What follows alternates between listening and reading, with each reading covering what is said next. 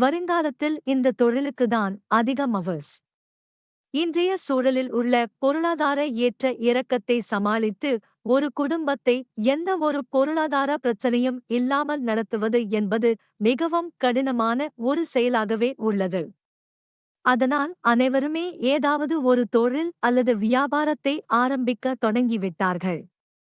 ஆனால் ஏதாவது ஒரு தொழில் அல்லது வியாபாரத்தையோ தொடங்குவதற்கு முன்னால் அதனைப் பற்றிய முழு விவரங்களையும் அறிந்து கொள்ள வேண்டும்.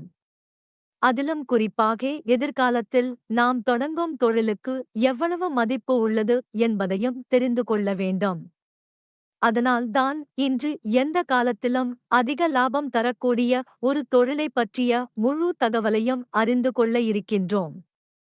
என்ன தொழில்?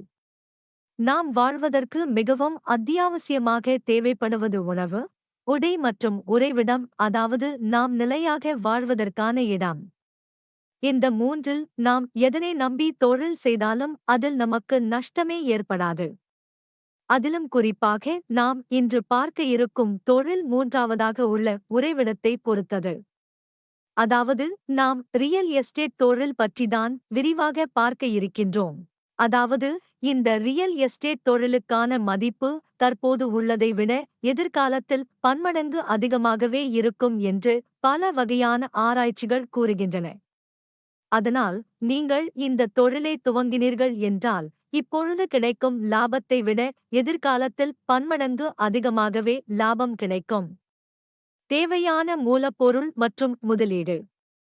இந்த தொழில் செய்வதற்கு நமக்கு முக்கியமாக தேவைப்படும் மூலப்பொருள் என்று பார்த்தால் நல்ல தரமுள்ள இடங்கள்தான். நீங்கள் வாங்கும் இடம் மற்றும் வருங்காலத்தில் அங்கு வரப்போகும் வசதிகளைப் பொறுத்து அதனை விலை மாறுபடும். தோராயமாக இந்த தொழிலை துவங்குவதற்கு 10 லட்சம் ரூபாய் தேவைப்படும். தொழில் செய்யும் முறை.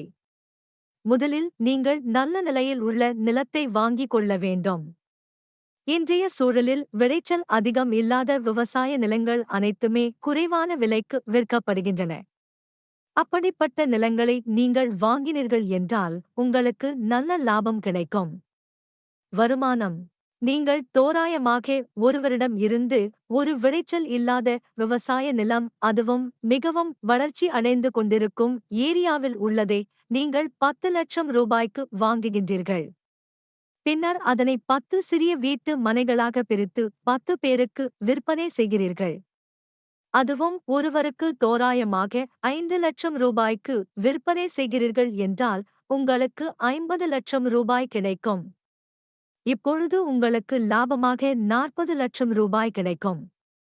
இந்த தொழில் உங்களுக்கு ஏற்றதாக இருந்தால் இதனை தொடங்கி வாழ்க்கையில் முன்னேறுங்கள்.